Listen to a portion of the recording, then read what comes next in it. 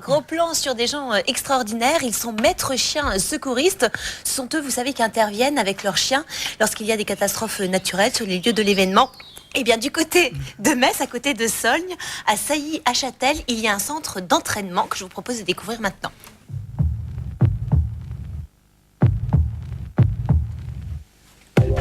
À leur manière, ces femmes et ces hommes sont des héros. Ils sont bénévoles et secouristes, maîtres chiens de catastrophe. Leur mission, noble et passionnante, consiste à sauver des vies humaines. Et sur tous les continents, là où la terre tremble, ils sont envoyés pour essayer de retrouver des victimes ensevelies. L'association possède un centre de formation unique en France. Pour les besoins de leurs entraînements, ils ont aménagé plusieurs hectares avec notamment un parcours d'obstacles, une tour d'escalade de 17 mètres, mais surtout une zone de tremblement de terre constituée de 5 bus et 40 véhicules, ensevelis parmi des tonnes de gravats. Alors si le métier vous attire, sachez que l'on ne devient pas secouriste maître chien de catastrophe par hasard. Au programme, des heures et des heures d'entraînement.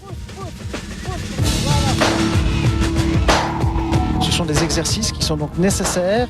Ce sont des exercices qu'on retrouve aussi bien dans la réalité. Donc notamment là le passage pour apprendre le chien à ouvrir une porte, notamment pour le sommier, tout ce qui est terrain instable, les passages d'obstacles. Tout ça, ce sont des exercices qui sont nécessaires au chien et le chien va les rencontrer dans la réalité en fait.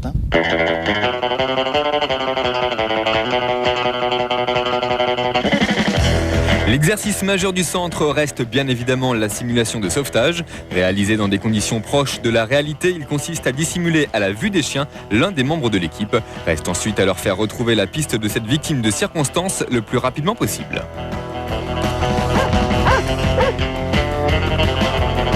Nous, on a l'habitude d'être sauvés par nos chiens, mais bon, c'est vrai que les personnes qui sont concernées au niveau des tremblements de terre, donc qui attendent depuis plusieurs jours sous les décombres, quand ils entendent le souffle du chien, parce que d'après certains témoignages, ils sentent la vie renaître déjà. Donc l'aboiement, donc ils savent qu'ils sont sauvés, quoi.